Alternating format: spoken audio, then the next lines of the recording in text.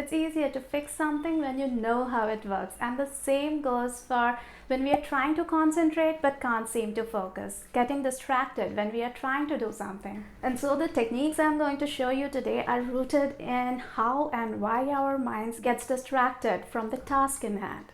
The first technique is about when we can't seem to focus no matter what, getting distracted with what we feel like doing. The second one is about prepping our surroundings for max focus, and the third one is a simple exercise to become more efficient at focusing. Whether there's a tight deadline or not, sometimes it just feels too tough to stick to the task in hand and not start daydreaming or checking the phone or wanting to finish up something pretty unrelated. And even though it might feel impossible for certain things, the solution still is to make whatever we need to do more engaging and fun. It can be done, and I will show you how. Then I will tell you why this works. Here's what you do. Break up what needs to be done into tasks, one leading to another, just like different levels in a game. Assign points for every task done on time, done after time, or whichever way you like.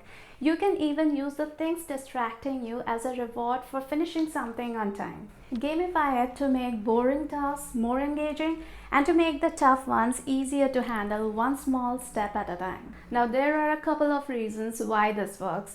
The first one is that our ability to focus starts to dwindle at around the 20-minute mark. So breaking up the tasks keeps our working time usually within this range, but if it doesn't, now that you know, you can plan the mini goals accordingly. And second, when we achieve even a small goal, it releases dopamine in our brain, and this gets all charged up for taking more action, for similar goals. In other words, it helps us stay motivated to keep taking action without getting distracted or sidetracked. And the third one is that we get distracted either when what we are doing is too boring or when it's too tough, and we have a sneaky feeling that the end result might not be much to our liking. And as an avoidance mechanism, we start getting distracted towards things that make us feel more in control. So breaking up the task into small chunks gives us the same feeling of being in control, because now the problems are smaller and they feel much more manageable. Now, before moving on to the next technique, let me quickly introduce myself. My name is Nandita, and I'm on a journey to have a bigger say in how things look in my life. And if that's something you too would like in, then this channel is for you. Sometimes it's tough to focus on what we are doing because of the noise, the people around us, or just distracting things going on everywhere. All these external things scatter our focus. And so to stop getting distracted, we have to know how to manage these well. According to an article in the Journal of Neuroscience, when there are too many things jostling for our visual attention, it limits our ability to focus and process information. So starting at the easiest level, it helps to clear up the space we are going to work in and remove everything that's not relevant to what we are working on right now. Like finding a more distraction-free space to work if possible, or using noise-canceling headphones. Maybe even mute the notifications on our phone and computer for the duration we plan to work. The next level is based on the idea of making it tougher to indulge in distractions so that we keep working on the right things. It's a situation support method suggested by Dr. Brian Wansink in his book Slim by Design, where we remove all the unhealthy snacks from the countertops, replacing them with healthy snacking options like fruits or nuts to manage our weight better.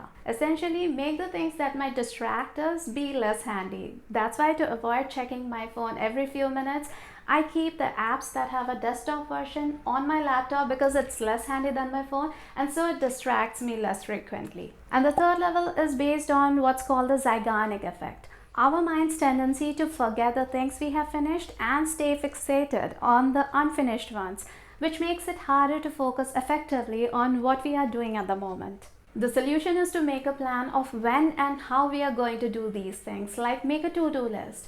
It frees up a lot of our mental space and attention when we declutter our mind by transferring our thoughts into writing. And it works because we are better able to sort through those things that we can see physically in front of us. And so it helps us categorize everything we need to do based on their priority. And also plan to take up only that much which we can realistically fit into the day. Essentially, stop getting distracted with the nagging thoughts of all the pending work. Now, if you're finding this information helpful, Like this video to make it easier for it to reach other people who might also find it useful. Appreciate that.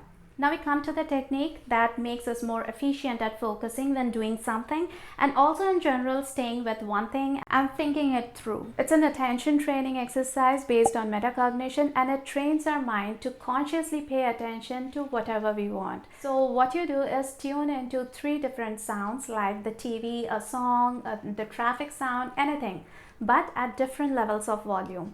Now practice focusing on one sound for 10 seconds, letting the other sounds fade into the background.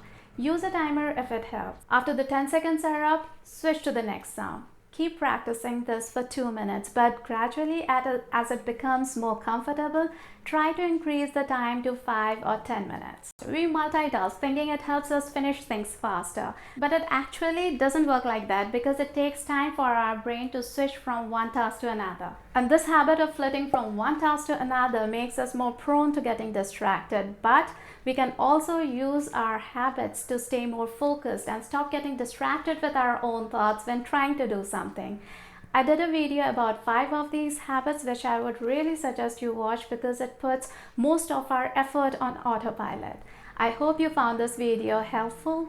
Thank you for watching, take care, and I'll see you in the next video.